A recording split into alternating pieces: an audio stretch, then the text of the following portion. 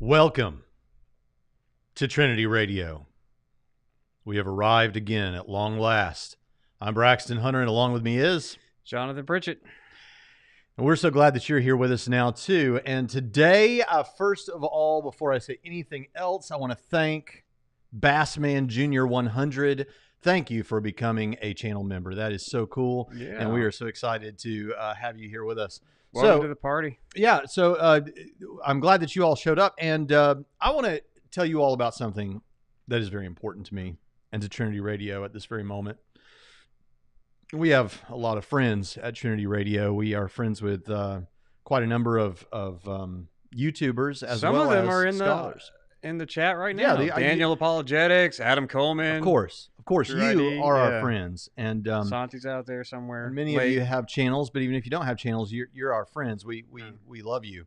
When we see someone new in the comments that interacts with us, we don't feel like that's just somebody out there on YouTube. We feel like we made a new friend because we are not influencers. I think the term You're for us, not an influencer. You're not either, according to the metrics. I'm not. We're considered micro influencers. Oh, dang it. But here's the thing that I want you to understand is that we love all these people, but there's someone who, if you look out at the larger debate world, the conference circuit, the books and things like that, you get names like William Lane Craig, Mike Licona, and people of that sort. When you look on YouTube is a completely different world, as you all know, or else you wouldn't be here. And it surprised me to find just a couple of years ago when I finally started really paying more attention to YouTube. We had a show on YouTube for a while. I really started paying attention to it. And I found that the guy the Christian who arguably was the most dominant in debates at the time, who we could rightly call a YouTuber, was and is a guy named Michael Jones. Perhaps you've heard of Inspiring Philosophy, Michael Jones. I like Michael Jones. IIP has become a friend. Jonathan, you like Michael Jones? I love Michael Jones. Yeah, and so you may not know this, or maybe you do, but one of the things that Inspiring Philosophy really does with it, and we are going to get to the topic, just hang with me. But one of the things that Michael Jones does with his videos is he breaks all the YouTube rules. I mean, you're supposed to put your face on all the thumbnails. You're supposed to be in the video. Michael Jones' voice is about all we get. I mean, we see all his research. We see everything that he puts into it in terms of production, but we never see Michael Jones, or at least very, very rarely. Well, he has put that to use to create something really, really special.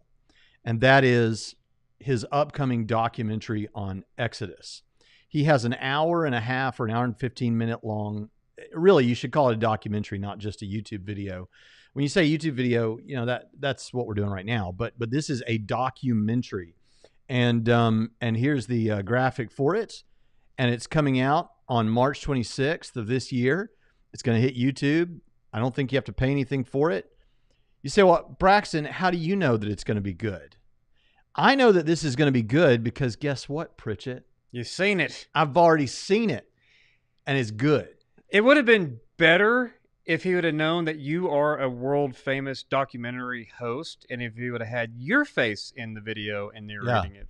We could have dubbed IP's voice over my face. It is true that I made a documentary in Turkey with a Turkish film company. And nobody has seen it yet. Nobody's seen it yet. It's still in... That was like, what, 2-3 years ago now? 2018. So when are they going to get around to putting that out? It needs to be out. And I always say very, very soon, but who knows? But here's the thing I want you guys to understand. I'm really excited about this thing. I don't want to tell you what's in it. I can't tell you what's in it. But I can tell you this. It represents, unless you're just an A&E nerd and just you live for ancient Near Eastern type stuff, unless you just read all those books and that's what you live for, you're going to hear some evidence and some data related to the Exodus that you have never heard before. You probably have never heard before, and a take on it that makes a lot of sense.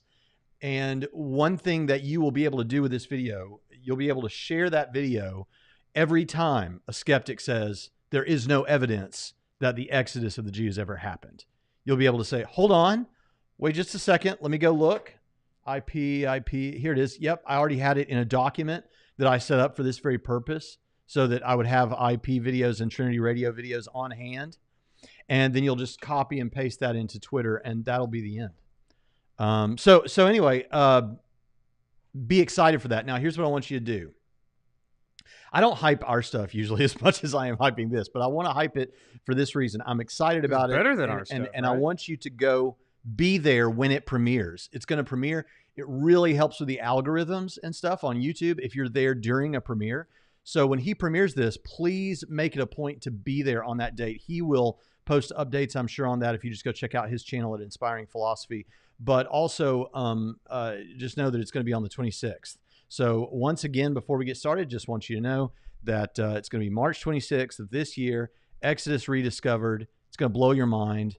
And I'm super, super excited about this. Super excited about this. Because it's not really in my wheelhouse. It's not really my thing. Genesis is my thing, but Exodus is a bit different. And so, yeah. All right. First of all, let me just get to this before we get started. I see Logical, Plausible, Probable says, so you're checking influencer stats, going to give you grief in perpetuity. As Keep well up you awesome should. content. Yes. Braxton, hope you beat writer's block. Yeah, I said I had writer's block earlier this week, so I gave my testimony. That's what pastors do when they have writer's block. Well, tonight we're going to do Q&A night, or we're going to do testimony night, or music night. But yeah, so I don't know how early subscribers get it, Jamie Russell. I don't know the answer. We don't have a thumbs down yet. This is not good. We're supposed to get. We usually get one before we start, and we don't have any yet. Somebody go thumb this down. Well, now we're going to get 20 thumbs down. Yeah, it's hurting. Where's the guy that always thumbs down before we start? It's like, oh, then two thumb down. Okay, where's that guy? Today, Pritchett. It just doesn't feel the same. Let's just go ahead and break open the Pritchett can. Okay. Today, Pritchett, what we're going to do is we are going to take a look at some, there's a video by Seth Andrews, who's one of the big atheist podcasters. He has a YouTube channel too, but he's primarily a podcaster. And he has a video that has thousands upon thousands of views that is Christianity Made Me Talk Like an Idiot. Yeah. There they go. Yeah. Exploded. Yeah. But Christianity Made Me Talk Like an Idiot. Well, I thought about making a video that says unbelievers made me talk like an idiot, or make you talk like an idiot. But I thought that would be too combative, and I don't actually mean that. But what I do want to show is that unbelievers say the darndest things.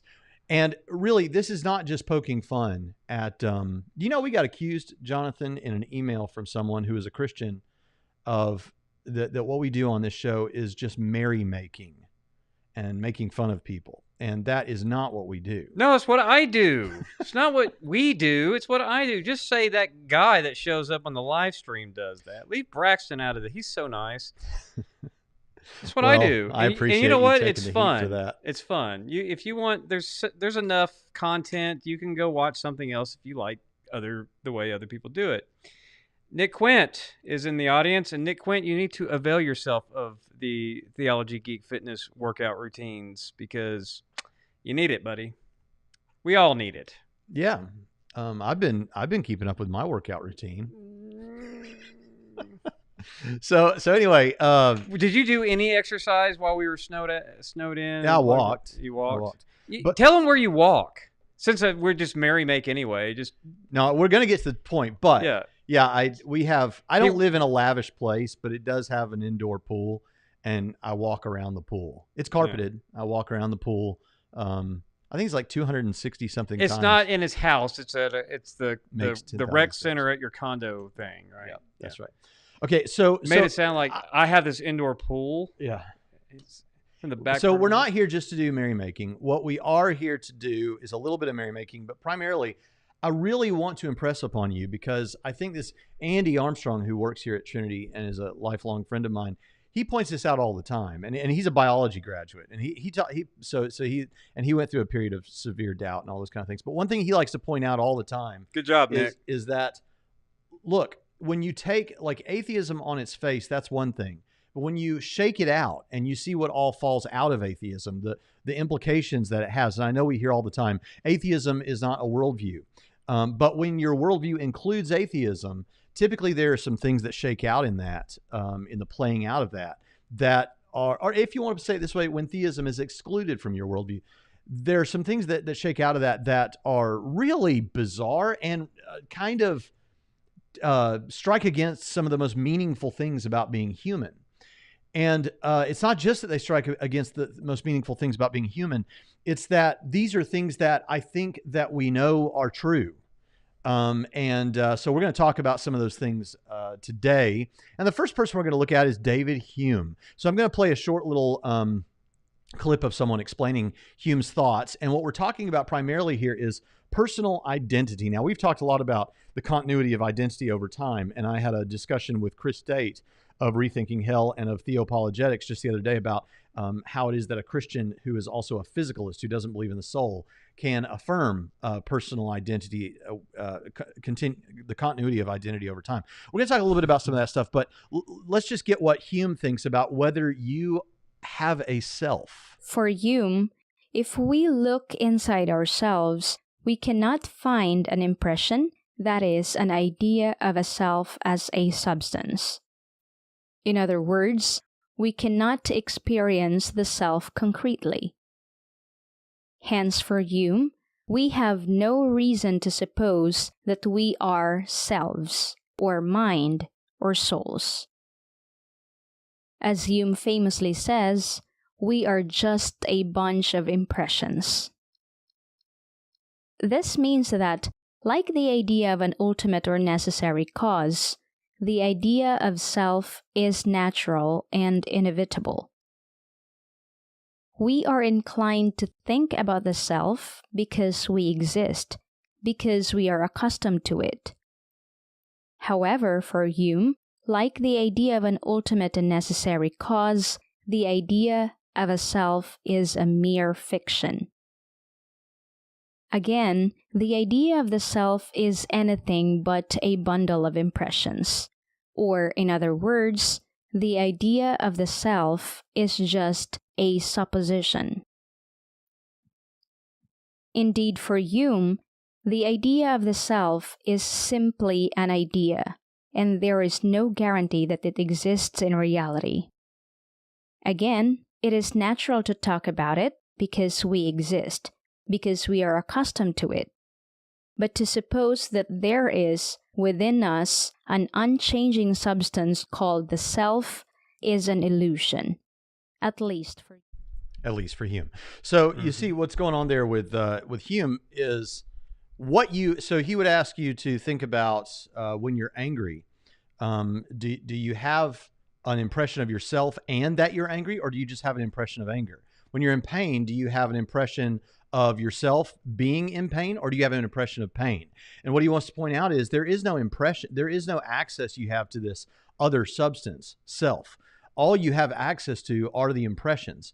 And so as a result of that, you are a bundle of impressions. A way of thinking about this might be like an orchestra, so that there's individual little things going on. You could live without any one of them, and you could add other ones to it, but they create something that seems unified in that way. But the idea is that you are a bundle of impressions. But this means that not only are you not the same self that you were 10 years ago. There's no self to have. There's no self to be the same over time. And one of the lines that comes up a lot with people when they're first realizing this is to say, listen, any worldview that requires you to conclude that you don't exist is probably one you should avoid. Now, that's putting it too simplistically, but the point is, this is a really problematic view. I mean, think about what this means. If you accept this, and you conclude that this is true, how can you conclude that what we're saying concluded this was true was a bundle of impressions? And one impression of the bundle, even. Yeah. You know, bundle theory is a mess, and it's been rightly discarded. But yeah, I mean, it's got contemporary champions, similar self-deniers like Alex Rosenberg, for example, is a contemporary philosopher who rejects. Yeah, William Lane Craig asked him, "Who wrote your book?" Right. Right? Yeah. Right. And if no one, then why should I take it seriously? Right. But Well, and he also asserted that none of the words in his book even have any real meaning. yeah. So this is one thing, and Yeah. it does go along with this whole idea that, you know, if you're, well, in this case, an empiricist, but specifically if you're a materialist or a physicalist, as a Christian or not as a Christian, one of the things, and if you've listened to this channel for long, you've heard us cover it before, but if naturalism is true, and I should be clear, there are unbelievers for sure, and there are even atheists who are not naturalists, but if you are a naturalist, then that means that there isn't this other substance, this other and by substance we don't mean a natural substance. We mean it can be material or immaterial, but this other substance that is your soul or your mind, kind of in a Cartesian sort of way, that is there. And so you are whatever you are at one particular time. And so if you go back 10 years, it's a different arrangement of not just of physical matter, but also of impressions, different impressions. And so one of the things that often gets brought up, and we've talked about it on the show, is one of the ways that philosophers have thought about this is to think about, and this is in Plutarch, the ship of Theseus, where Theseus has to go and fight the Minotaur, and the guy who owns the place where the Minotaur is, his daughter helps Theseus get out, and he has to save these kids and all this whole thing. But he comes back on a ship, and they celebrate, and they save his ship. And over a period of time, every part of the ship is replaced over a period of years.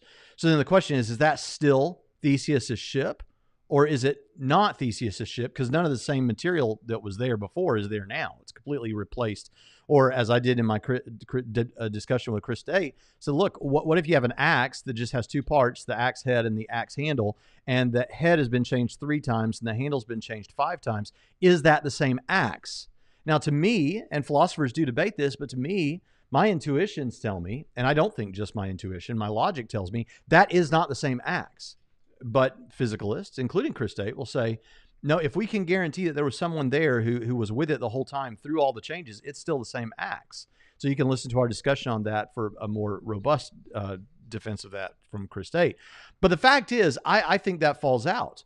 And when we look at the idea that you are just a physical body, then we have this problem that even atheistic philosophers talk about, which is, how is it that not only are you a self, but how is it that there is something unchanged? Because to be a self means we're talking about something that doesn't change over time, that doesn't, change such that it's not what it is.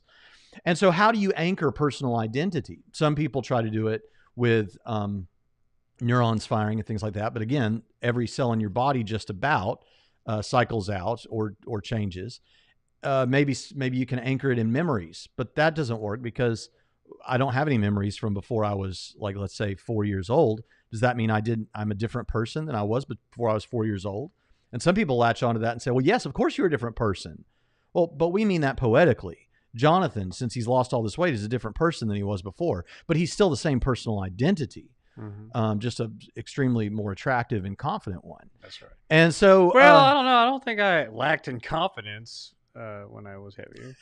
You don't have more confidence now than you did before? It depends on confidence in what. I mean, in your physical appearance. Well, that, sure. But as far as I'm just as what other people have accused me of being arrogant, right? I'm arrogant. I'm just as arrogant, which is what weak-minded people call confidence because they're insecure. But yeah, I mean, in that sense, yeah, I'm no more or less confident than I was. But as far as my appearance, yeah, maybe.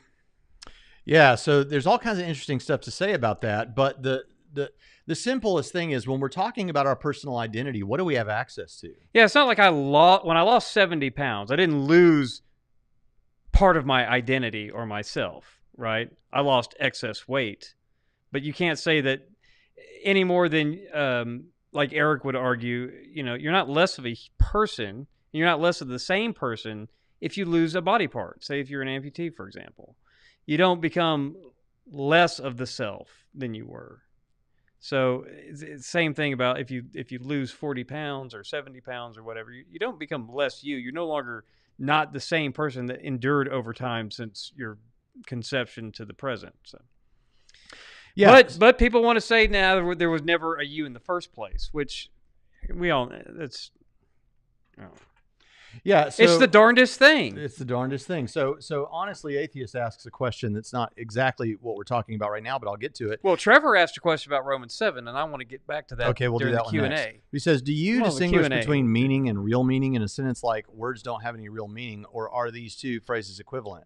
So if you go with someone like, well, first let me say this. So in order for something to have ultimate meaning, or what you're calling real meaning, like objective meaning, I think what's needed there ultimately is a maker for that thing, or someone who is formally creating a meaning. And there are different types when you get into Sartre, but so I can give a stick a meaning and say it's a walking stick, and that's fine. But if I create a shovel, for example, of pre-existing matter, I, as the creator of that shovel, can imbue it with a meaning and a purpose, and this is why it was made. That's what we can say about it. It was made for this purpose, to shovel dirt or whatever. And human beings are made. We are made, and therefore, if we have a maker, we are made with an objective purpose. And so that purpose would be whatever God wants our purpose to be, which would be to glorify Him, and love others. And so that's what I'd say. So with words, yes, words have meanings because people created words to mean something. Yeah, and they correspond to things that are... And they correspond to objectively real things. Right. Yeah. So anyway, that's how I'd answer that question. Like you said, we should probably just get to questions. Wait to the Q&A. Yeah. But we'll get into Romans 7. That's a fun All right, question. so there's Hume. I think that's super interesting. All right, here's another one that's been going around lately, and I will say about this one, it still falls under unbelievers say the darndest things. Yeah. However, it's something that not every atheist, let's say, will say. Some do. And that is that rocks are atheists. Now, rocks are atheists has emerged because of this idea of atheism as a lack of belief.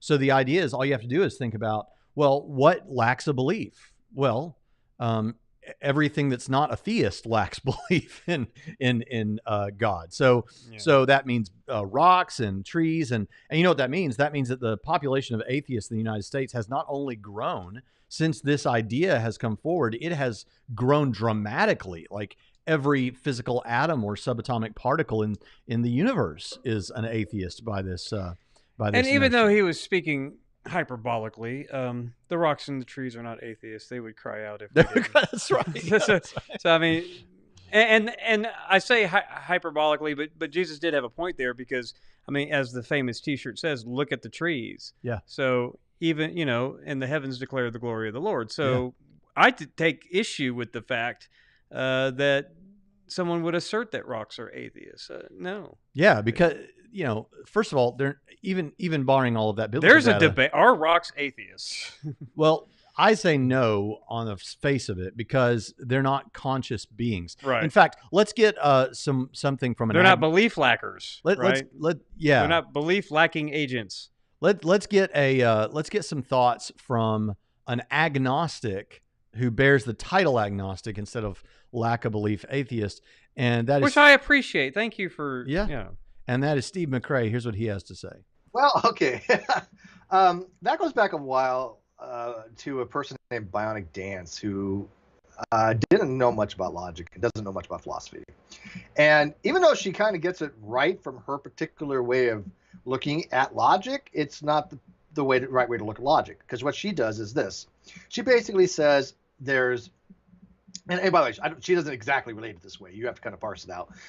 There's a universal set, and in the universal set, you have two complementary sets. You have everything that's in one set, and you have everything that's not in that set, the negation of that set, right? So if I have U as a universal set, then I have A prime, and I have A.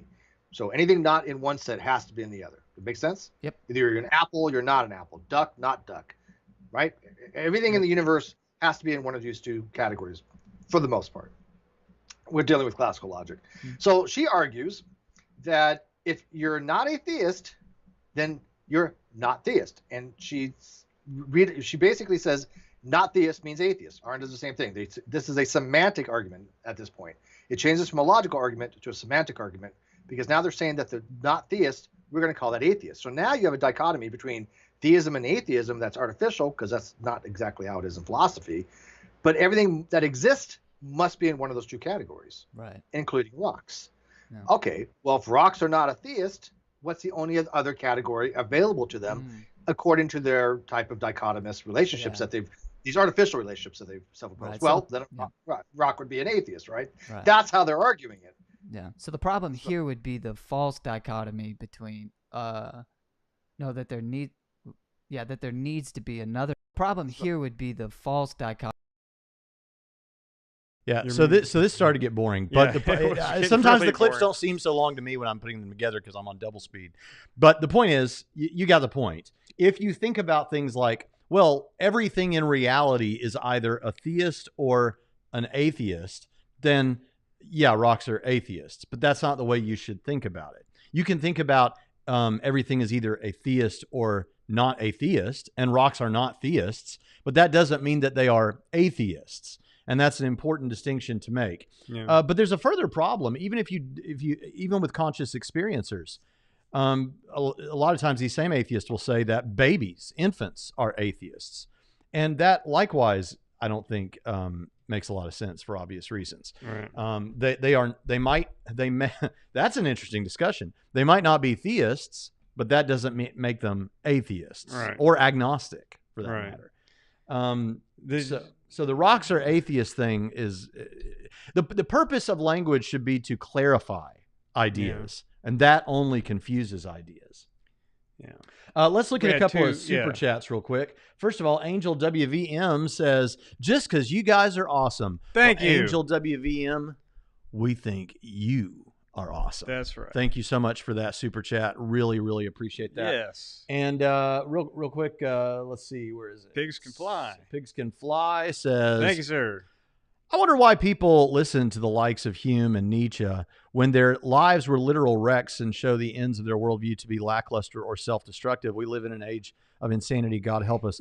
Well, I want to separate two things there. You're right that nobody should really actually listen to them in the sense of heeding, but what they say. But you should read Nietzsche. Braxton doesn't like Nietzsche, but my friend John Winters. I read too. Hold up now. I mean, read you two. didn't care for it. He's not your cup of tea. But like my friend John That's Winters, I'm a Christian, man.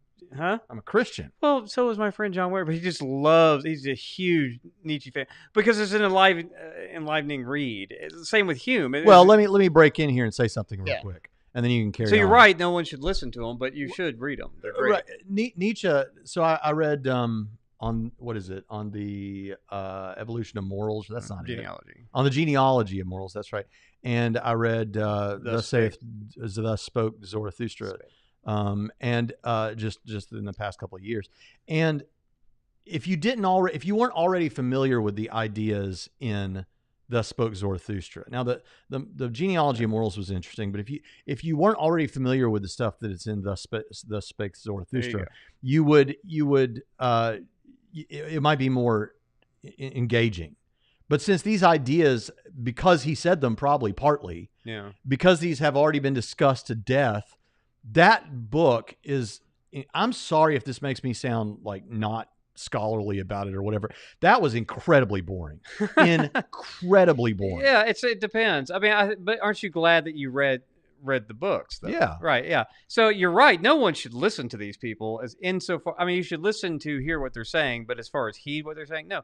But I mean, like Nietzsche's he's the eschatological theologian of atheism, right? I mean, as far as, and atheism has its own theology, and because we haven't mentioned it in a while, I just mentioned you can audit courses at Trinity College of the Bible and Theological Seminary, where we're both professors. Go to TrinitySem.edu, and in my history of philosophy course, I discussed the parallels of all the theologians in atheism throughout history, and which atheist teaches the atheist eschatology, which one teaches the soteriology, which one teaches their ecclesiology. And it's a lot of fun because they actually have what I call. That's why I always say scientists are just another religion. They have their own sort of sacrifices and their own rituals and all of this. So same thing with atheists. They have theological or atheological disciplines too. And so, with the eternal return or whatever, that's a good way of how an atheist would approximate some sort of eschatology. So it's real interesting stuff. So you should read these authors as time allows, but listen to what they say as far as heeding it. Nah. And thank you for that substantial super chat. I really, really, really do Yeah, that's appreciate that. awesome. All right, let's move on to the next one. And that is from the debate that I had with Dan Barker on free will. What I want you to notice here, you need to know about Dan Barker, is that Dan Barker views free will as being an illusion. So he thinks it's a useful illusion, and he calls himself a, what does he call himself? Not a compatibilist, but I don't know what I forget what an compatibilist, something like that. But the point is, he thinks that he believes in determinism, but he thinks it's important to hold on to the language of free will, the illusion of free will. And so to my mind, this sounded like he was saying, let's pretend. So let's hear how this goes in the discussion. Wait, that illusion that I have that we do have free will. What? I agree with, put that comment up there. I agree with that comment right there. This one? No, right below it. See, if you define atheism the way scholars do, not these YouTuber popularizers, but yeah, babies aren't atheists because they don't believe that God exists. Now, what they'll say in response to that is, no, if you define atheism as lacking a belief in God, babies lack belief in God because they lack beliefs in most things, right? Which I don't know that that's actually true. They actually believe if they cry long enough, they'll eventually get fed if that habit forms at an early age, right? They know babies can intuitively figure out what works, what kind of behaviors work. So what kind of beliefs babies have, that's hard to say, but I don't think that merely lacking a belief makes someone an atheist, because I do think that when you define atheism as lack of belief, you're still making a conscious decision to identify yourself as having a lack of something to distinguish yourself from those people like Braxton and I who are theists. And since I don't think babies are making those kinds of decisions, I don't think that even the lack theism works for babies. All right, so here we go on free will. That illusion that I have that we do have free will is very precious. I think it's one of the main reasons that give meaning to our human existence. Okay, right there. I'm sorry, Justin, but that is a very important feature. I agree with you 100%. And as I was reading that, I thought, okay, well, I don't think you'll like this term any more than lie. But you just bear with me here. Perhaps a convention like this is a pretense. We're pretending as though it's as if. I mean, that sounds like we're saying we're pretending that this is true. And to say that it's one of the most meaningful parts of being human, but we're just pretending because it makes us feel good or makes society function better, sounds more like what atheists typically say to Christian folk. Well, it's not pretending. It's not pretending out of nothing. It's a part of who we are as evolved creatures. We are social animals that have parts of our brains that are wired because we are social animals. And as a group, we have these things. What's his name? Sean Carroll talks about the game of baseball, for example. I wish we could have more live baseball, but you won't find baseball in the laws of physics. It's not there. And you could maybe theoretically analyze a baseball game down to the subatomic particles to see what's going on. But that's not what we mean by baseball. Baseball is this convention, or a game of chess is this social agreement that we have, or a dollar bill or $100 bill or a pound over there in Woking. Is that where you are? That's, yeah. So these are social conventions that we don't pretend that we are lying to ourselves when we say that this $1 bill is worth less than a $100 bill. It's just paper with ink on it. But we do know that we socially have come to some agreements that this is what this means. It's not a lie. And maybe it's a pretense, but what's wrong with pretending it, because it does work? There's no harm in us agreeing about the value of things. Is there not something that's a great pity? Yeah. So again, for those of you that might be just showing up, we're not here just to make fun of atheists with this or unbelievers. We haven't made fun of anybody. The idea is to show said that when you accept atheism or when you subtract theism from a worldview, I understand that atheism is not a worldview, but when you subtract theism from a worldview, and especially if you go with a naturalism or a materialism, then there are things that shake out that seem to square poorly with at least our intuitive understanding of reality and our intuitions about the things that we hold most dear. What I love about this clip is that Dan Barker says, I think free will is one of the most meaningful things about being a human being. If he didn't say that exactly there, he does say something. He tries to get it out. I think he misspoke, but he says it in his book. Okay, it's one of the most meaningful things about being a human, but we're pretending. And he says, yeah, okay, we're pretending, but what's wrong with that? Well, it's consistent to say we're pretending. I appreciate that he's consistent on that. But think about what that means. You're saying it's one of the most meaningful things about being human and it's not real. It's just pretend. And that's why it did occur to me to say in that moment, and I'm glad I did, that so it's not true, but you're pretending that it is true because it makes you feel good. That sounds like what atheists accuse Christians of. And I think that that's a valid point. Now, back on the atheism thing, I know we're going to get to questions in a minute, but I'm so pleased to see that Real Atheology has showed up in the chat here and says, I completely agree that atheism isn't a lack of belief, but do you think that lack theists took up the definition because of how apologists kept on saying that atheists needed to be 100% certain? No. There's actually I saw another atheist who went through a video tracing the history of the change in definition. It was an intentional way of defining atheism, not to get away from apologists, but as a way to not have to have a burden of proof to make any sort of claims that they'd have to defend. But I do think there is some kind of a burden of proof even on a lack theist understanding, because then you assuming that if the person is a lack theist because they say they've looked at the evidence on both sides or whatever, then they need to explain why they find it not compelling. Yeah. What's wrong with these arguments? Yeah, but there is an atheist who made that video I'm referencing too, because he doesn't like this lack theism stuff either, and so I actually. But also, I'm one of those Christians, and I think this is of the apologists that are kind of in my sphere. Not talking about like people whose only interest is young Earth creationism or people like that, but the people in my or presuppositionalists, I don't say you have to be 100% certain. Yeah. And that was the reason why when I was on Capturing Christianity and we did the whole discussion there about why do you keep comparing God to Santa Claus if you're comparing something that you lack a belief in to something that you actively believe does not exist. Okay, we talked percentages there. So at what point do you start to feel, and I'm not calling anyone disingenuous, I'm saying at what point would you start to feel disingenuous on the scale if we're talking negative 100, then 0, then 100. Well, 100 is belief, and or God does exist, and negative 100 is God does not exist. And if you're at 10, okay, well, or a let's say negative 90, okay, doesn't it seem disingenuous not to say, I'm an atheist in the stronger sense of a hard atheist?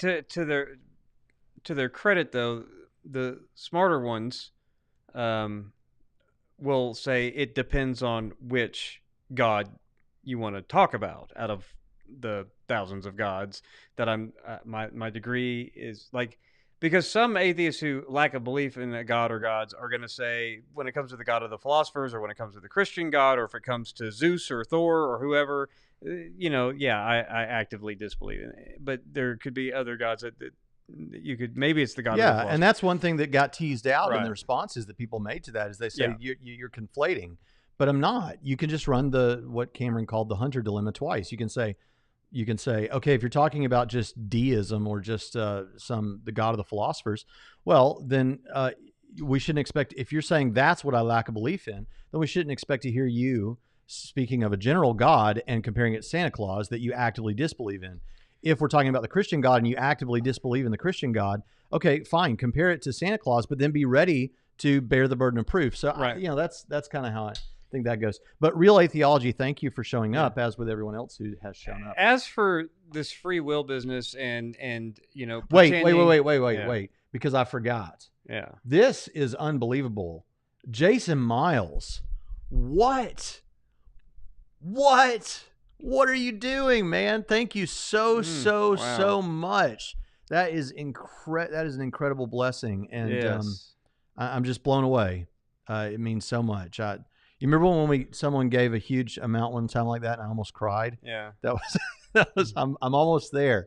I'm almost there. That is super generous. He says, "I learned so much from you guys. You both do a great job." Well, thank you. Thank you so much, Jason Miles. That's thank you so much. Yeah, unbelievable. And Pigs Can Fly, thank you for that substantial super chat. Yes, Dr. Pritchett, I meant that in the sense of adherence. I should have clarified that. Thank you for shedding light on the fact that those who misunderstand, God bless. All right. Yeah, I just wanted to say, I knew what you meant. Like, I agree. Buying into their stuff is not. What the heck, Rodney Tucker? Yeah. Rodney Tucker has been in this room. We used to have where everybody who was on Trinity Radio would sign the desk that we always used. And Rodney Tucker's name is on that desk. And Yes. Rodney, that is such a blessing, you should man. never Thank give you your so much. employers super chats. I don't know what you're doing. Rodney is a professor. Dr. Rodney Tucker is a professor and adjunct faculty member of Trinity College Bible and Theological Seminary. And for what? Yes. Oh, read that last yes. We get a reverse. Yeah, he cogito. says a rock cannot Right. think, therefore he is not. Right. Recovery from another shoulder. The pain meds are great, so I don't know how much I've just gave. Love y'all and what y'all are doing. Love also, you, Rodney. R.I.P. Mr. Potato Head. Yeah. Yes, did you hear that? Yes, they're dropping the Mister. They're dropping the Mister. Even Gayle King this morning on CBS this morning was irritated by this. Yes, and to our friends, look, there's a difference, and we need to make this clear because a lot of people get unfairly tagged with what goes under the banner woke because that's not one thing. So there's a difference between just being woke and then just being completely stupid. And this kind of stuff is stupid.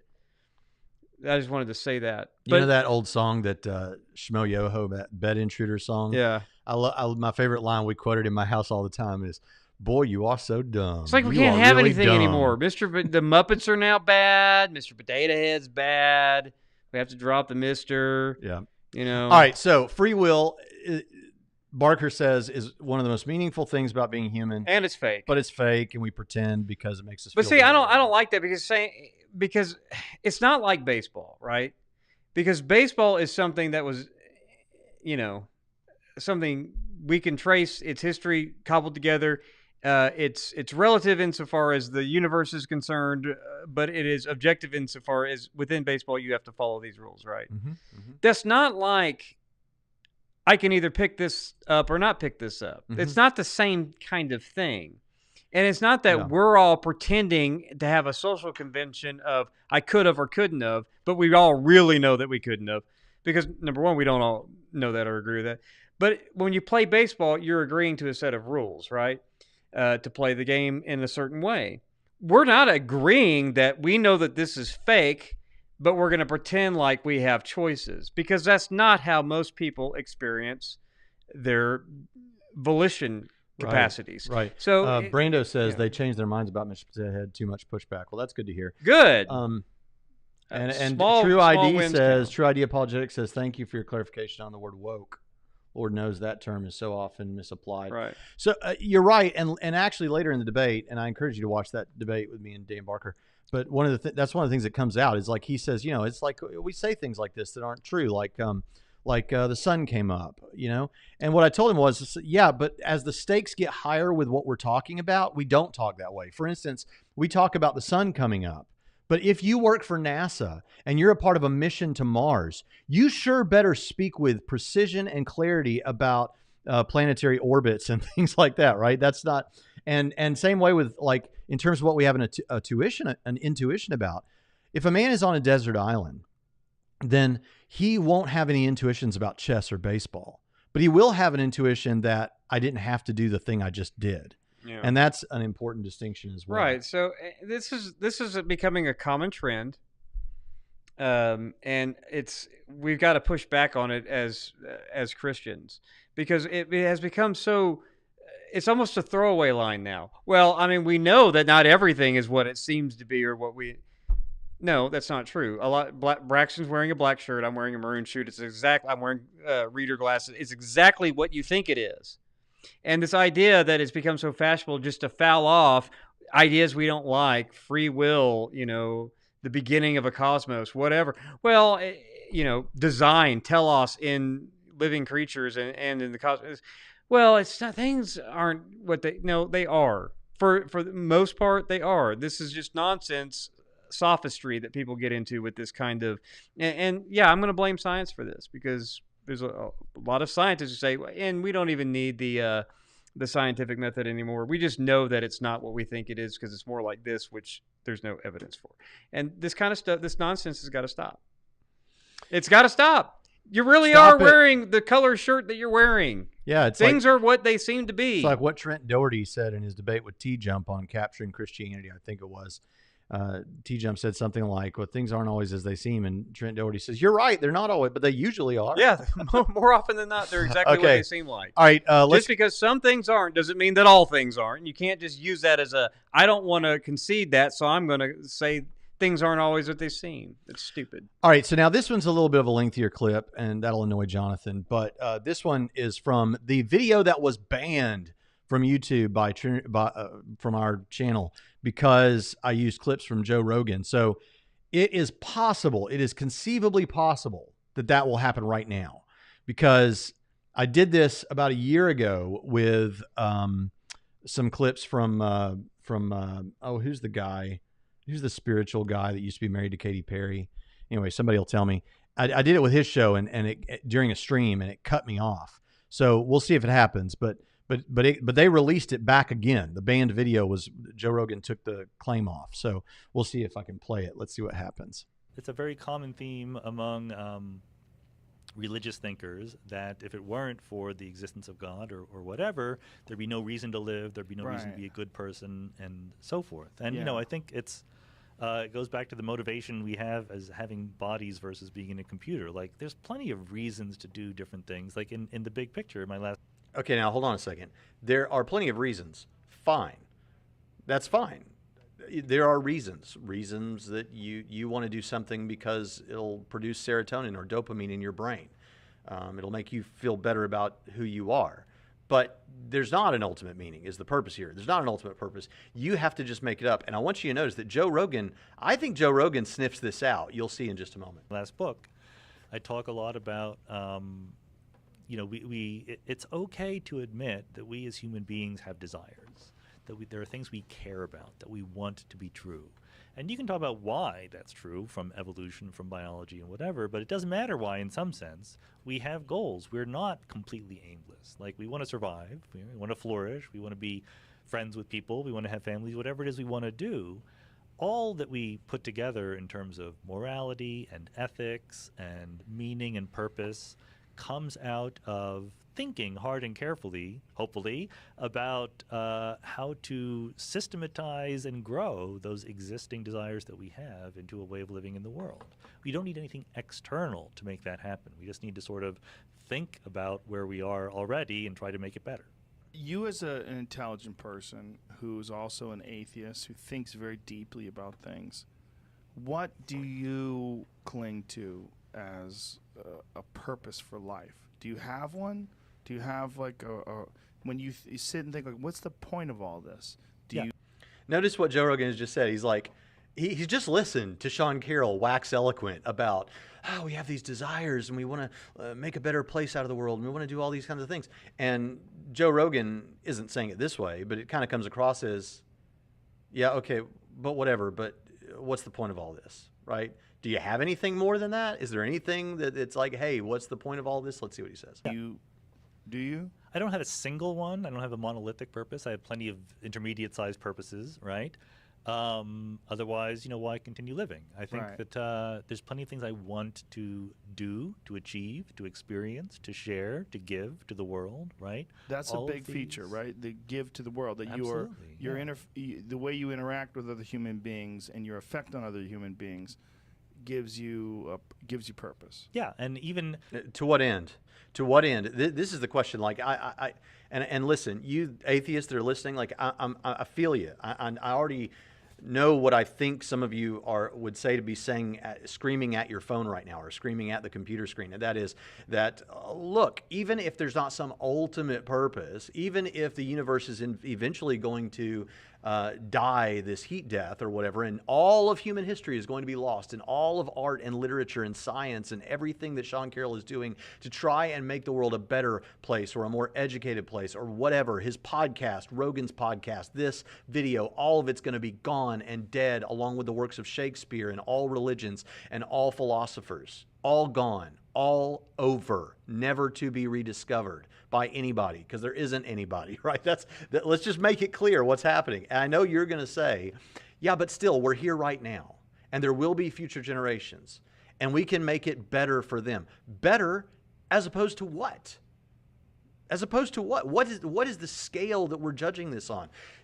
what is this standard of ultimate goodness? Do we even know? Can we ever get there? Clearly not. And all of it's this better world you're making is all for naught. It's going to decay. It's going to fall apart, and it will not be remembered. Just carry these thoughts with all of the comments of greatness and that we're going to develop into, this, we're going to make the world a better place. Just remember the achievement that we're going to pass on to the next generation. Just remember what the eschatology is here for naturalism. Yeah, so sorry for playing that long clip, but I kind of handled that for myself. To me? Yeah, because they're all chatting. They don't care. They're here for Trinity Radio, yeah. And that was Trinity Radio. Meow Meow Meow says calling rocks atheist is an insult to atheists, or maybe it's an insult to rocks. Either way, rocks are not atheists in any meaningful sense. Silly. Amen. Meow Meow Meow. Absolutely. And thank you for that super chat so thank much. I appreciate that. And there was another one from.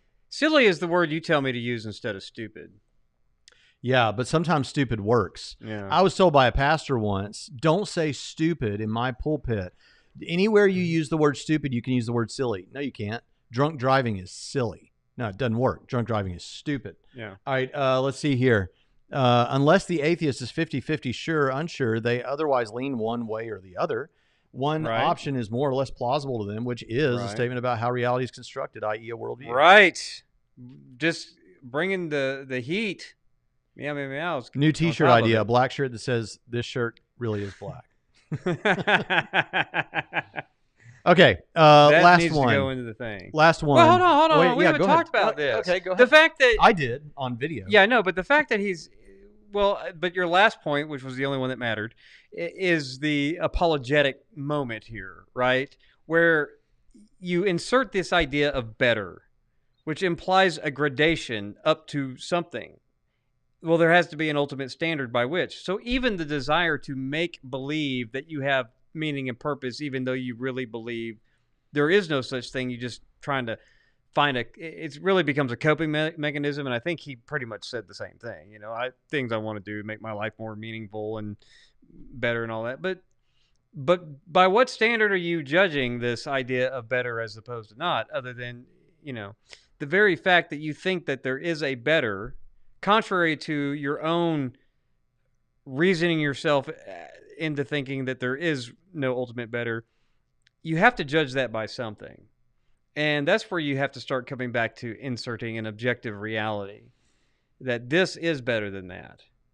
Yeah. And so that leads you right back into the problem you're trying to avoid, which, is there is meaning and purpose. And it's not something that we merely make up for ourselves, but it's something that you can epistemologically discover. And I think theists have a better way. Yeah, and this is related closely, as is the free will thing, to morality. One thing I didn't say about the Dan Barker clip, but I did say in the debate is, and this is sensitive, but it's true. And as you taught me, Pritchett, you test these kind of things at the fringes. Yeah. But racial haters, let's just take, for example, whatever you think about this politically. What happened to George Floyd last year? We want to say that was wrong. And we want to say those people are to blame. But if everything was determined, then what you would say about that person that held his knee on George Floyd's neck, or any other person who might be a racial hater, not saying anything about the person who did that, but in racial haters in general, you could say they couldn't help it. They couldn't help it. They were determined. Yeah. What were they supposed to do? And we know that's not true. So I think that with these pretending, our whole justice system has to think that it could have been otherwise, right? Right. Otherwise, if it couldn't have been otherwise, then what you're dealing with is just blobs of matter that you don't want to have to deal with anymore, so that some sort of situation is not repeated. But we all know that it's more than that. There's something more sinister. And with the we all know that you just said, like all these things we've been discussing today, except for rocks, are atheists. When we're talking about our personal identity, free will, meaning, morality, all these kind of things are things that if you don't, you might say, well, you're just going on intuition, or it'd be so awful if that was true. I'm not going with it'd be so awful if that was true, and that's why I believe this. What I'm saying is we seem to know that that's not the case. And you say, yeah, but you're just getting that from intuition. Not entirely. However, if I was just getting it from intuition, our intuitions as personal agents these are issues about which, with free will, meaning that these are issues that are the way we have direct access to them and to the data about them is through personal reflection and intuition. And everyone has the experience of their intuitions being correct, coming to discover that. So just because something is, you're experiencing something intuitively, or you think you know something intuitively, that doesn't make you wrong, right? It's not wrong just because Right. you came to know it. I intuit that I exist. Yeah. Well, Okay. you're just a bundle of impressions. Yeah, I guess so. All right, the last one is morality. Now, I haven't played anything, as far as I know, from Matt Dillahunty on this channel in months, but I'm gonna play something here. 2 clips that I think we see. I think that the overarching thing that Dillahunty is trying to present is consistently wrong, but I think it's consistent. But I want you to see where he even has to try and, at first, and he fixes it, but to kind of walk it back a little bit. But I want you to notice that these are things. Again, we're not just here to make fun of atheists. The thing is, if you accept atheism, these are the things that often shake out, and in some cases must shake out. And with this one, we find that Dillahunty can't even say in any ultimate sense, you shouldn't suffocate me. So let's see how that goes. You're right, Adam. I can't survive without oxygen. That's just a physical fact. Depriving me of oxygen is bad for me. To the extent that we want to view this as moral, to the extent that we want to say, oh, you ought not deprive Matt of oxygen. The is-ought problem is one that I deal with in a number of different ways, but this one's fairly simple, and that is, you ought if. If you care about my well-being, you ought not deprive me of oxygen. Problem solved. If you don't care about my well-being, well, there's no ought there.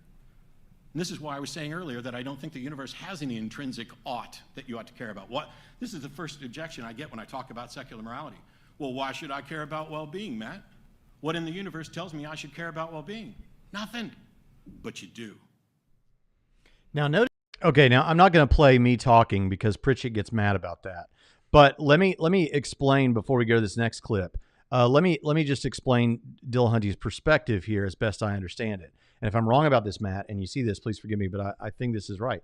His perspective is that there's nothing so it's like a game of chess, like we talked about a while ago. I use that all the time for this. The game of chess is a game created by mankind with a subjectively chosen goal. The subjectively chosen goal of the game of chess is to checkmate the opponent's king or whatever, right? That's the subjectively there's nothing in the universe says anything about that. We just made that up. We subjectively chose that. But once that's the goal, and once you assign the properties to the different or the moves that are possible to the different pieces, then there is an objectively better or worse way to get to that subjectively chosen goal of playing chess. In a similar way, this morality that we're talking about here on Dillahunty's view is like, here's a bubble of people here, and the people inside that bubble think a certain way. They've subjectively chosen not for something like well-being to be, that's like the checkmate. That's their subjectively chosen goal of their morality. Now, once that's the subjectively chosen goal, there's nothing in the universe says that's a good thing. Good has no meaning outside of the bubble. But once you've decided that's what we're calling good, then there are objectively better or worse ways to get there. That's not objective morality. That's still subjective morality. It's just within that subjective morality, there's objectively better or worse ways to get to the thing in your opinion one should do. Now, outside of that bubble, over here, there's another bubble, and this one has in it, let's say, Christian morality. That's got a lot of the same things, right? There's overlap. But there's other stuff over here. Over here, there's another bubble, and only one person's in that bubble, and he happens to be the local psychopath. Yeah. And he doesn't care anything about what's in either of those bubbles. What you can't do if you're in Dillahunty's bubble is say that the people in those other bubbles should care about what you think in your bubble. Those things, there's no meta ethic here. There's nothing outside of your bubble that now everyone should care about that. Once you're outside of your bubble and you speak to other people's bubbles, you can't even say that what they're doing is bad. All you can say is, outside of your bubble, I don't like what they do. Right. I don't like it. I don't prefer it. And they would say that about you. They think bashing people's heads in with a ball peen hammer is what they prefer to do. and you can't tell them that's bad. You can just say the people in my bubble think that's bad. So that's kind of how that works. And so here in this debate with David Wood, this gets teased out just a bit. But watch how at first Dillahunty doesn't quite want to say that. Obligation for someone who says, I just don't care about those things, or I We care about impose something. a moral obligation. No, that's what I mean. You're saying society imposes a moral obligation. The physical on facts people. of the universe imposes a moral obligation. You just said that the universe doesn't impose. You said there's nothing in the universe that imposes the moral obligation. The physical facts of the universe dictate what is better. And if we're going to talk about morality and define morality as seeking what is Okay, now notice what's happening here. Well, I'll let him finish. better, that's The where physical the facts of the universe dictate what is better. for Listen us, to David. Yes. It's better for me to live a healthy life than it is to not live. Does the universe dictate? Why would the universe care whether coronavirus flourishes or we flourish? It doesn't. Exactly. But the physical facts of the universe show that if coronavirus is going to kill humans, and I am a humanist, and morality is about what humans do and not what viruses do, that it's in my best interest to work in opposition to coronavirus. I agree it's in your best interest. I also agree that it's in the best And that's interest. what morality and humanism is about, not about viruses. Okay, so you see there, once you understand what it is exactly that Dillahunty's, how he views this thing, the universe doesn't care about chess, is basically what we're saying. It doesn't care about chess. But if you're a person who's playing chess and you agree to the rules of chess and you care about getting a checkmate on your opponent, well then, okay, you should do this. But that gives you no meta ethic. You can't speak outside of that. And what we saw at the beginning of that clip was an attempt to offload onto everyone else. Now, what Dillahunty will say about that and many times is everyone does care about well-being. Yeah, he argues like William Lane Craig. Right. We all know that torturing little babies for the fun of it is wrong. Deep down, y'all know it. The difference is deep down, everyone does know that. Deep down, everyone doesn't care. Deep down, everyone doesn't care about well-being like Matt Dillahunty thinks. Right. And that's why the Christian ethic here, I think, is But superior. William Lane Craig says deep down you know that certain things are morally, objectively wrong. And that's a lot more relatable than what Dillahunty's trying to sell here, that deep down everyone... No, we look at it out into the world, and even if secular humanism was an ideal system of morality, not everyone wants it. And I'm not saying because they're not secular humanists, I'm saying it's obvious when you look around at the world as it is, that no, deep down, they don't care about the well-being of others. In fact, a lot of people on this planet that we share oxygen with don't care about your well-being. They care about their own. So that's what I know deep down, because I also recognize that we live in a fallen cosmos. So there we go. If you accept, or let's say, unbelievers say the darndest things, these are some of the things that might shake out if you're an atheist, particularly if you're an atheist naturalist. Yeah. The self doesn't exist. Rocks are atheists, as well as babies. Free will is the most important, one of the most important things about being a human, and yet it's just pretend. You don't remember where that's from, do you? Yes, my debate with Joe Myra. That's right. Free will is an illusion. Meaning, we pretend to the point that it depresses the heck out of Joe Rogan. We come up with our own meaning. There's no ultimate meaning. And morality is just playing a subjectively chosen game. And Dillahunty can't even say, you shouldn't suffocate me. Yeah. And that to my mind, when you're up there saying, if you don't care about my well-being, there's nothing that says you're not to suffocate me. That's where we're starting to see some livability problems develop. Right. And so atheists say the darndest things, guys. Yeah. You don't exist. Free will is an illusion, meaning you don't have a purpose. Great. It's heartwarming. And that's why I said at the beginning of the show, like on its face, at first, atheism doesn't seem like, okay, well, I'm just saying God doesn't exist, or I don't have a reason to believe that God exists. And so here's, why that is. Why isn't he more obvious? Why evil in the world? Why? And we could talk about those things. We have shows on all those things. But the point is, that's one thing. But when you take atheism, and it's not just on its face anymore, but you subtract theism from a worldview and you supplant it with atheism, or if you're a lack of belief person, whatever, however you frame that up, these are the things that shake out. And that is a very bizarre worldview that takes away everything, most of what's meaningful to you out of life and doesn't match what you deep down know to be true. And you don't live consistent with it anyway. Because take Alex Rosenberg, for example. My words don't mean anything. My book has no meaning. I don't exist. Blah, blah. Go on down the list, right? And then you continue to live as if everything you actually believe about reality is false. You're not living. It's unlivable. And the fact that you can't live consistent with it lets you know that there's a problem already. All right. The way I live my life is consistent with Christian theism, This is where I'll ding that bell for the presuppositionalists. And in case somebody thinks that what you're saying is, oh, you're perfect, you live always like Jesus, you're consistent. No, that's not what I said. No, he's consistent with Christianity in that when he doesn't live like Jesus, he says, man, why did I do that dirtbag thing I did? Right. Jesus wouldn't like that. Right. Like the world as it is consistent with my beliefs, and my beliefs are consistent with the way the world is as it is. So that's where I'm sympathetic. I know you don't like presuppositionalism, but that's where I'm sympathetic. I agree with what they're saying. Yeah. I don't like it as an apologetic strategy. Okay. I like the best of it as an apologetic strategy. So this has been fun. I don't see anything that I missed necessarily. Okay, we'll do a couple. We had a couple of questions. One was from. Oh yeah, the Romans 7. Romans 7. Who is the I? Is it prosopopoia, which is a dramatic speech device, a speech in character, so to speak? Is it Paul about his current life? Is it Paul about his former life? Is the character, some people like Ben Witherington would argue Adam, representation of Israel under the law in the flesh instead of the spirit. That's what I think it is. It's a dramatic speech of Israel under the law in the flesh. It's not about a Paul or a typical believer. It would include Paul,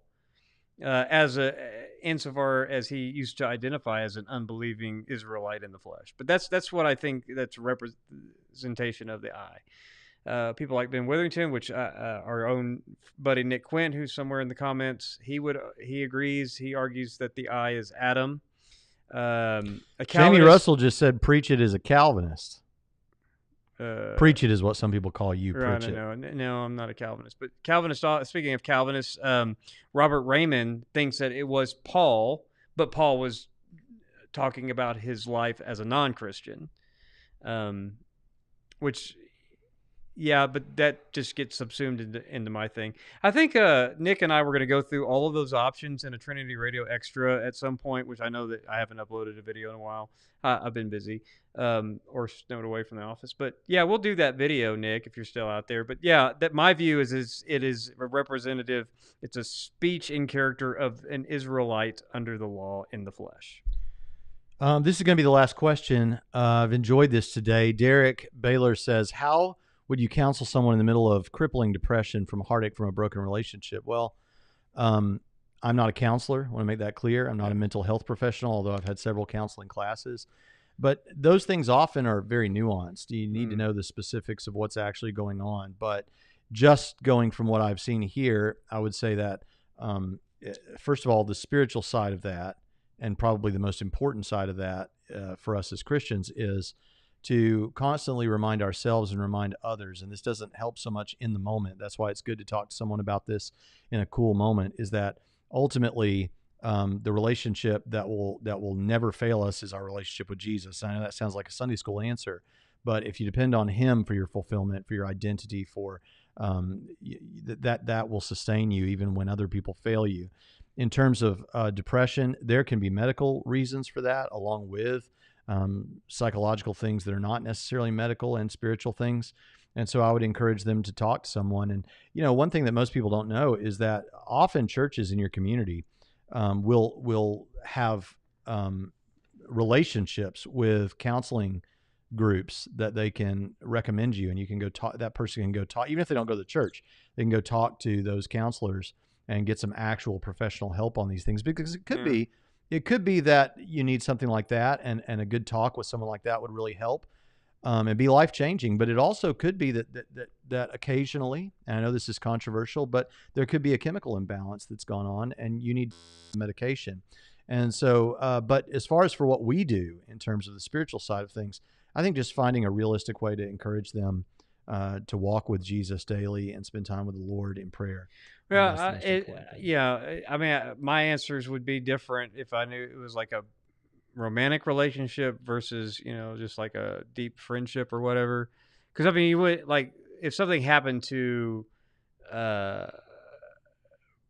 between Braxton and Sarah, like your wife, I'd counsel that differently than if it was like Braxton and Andy had a falling out, and it created Andy's a childhood friend of Braxton's, and so I'd have to know more about what kind of advice. But I think generally I echo what you said.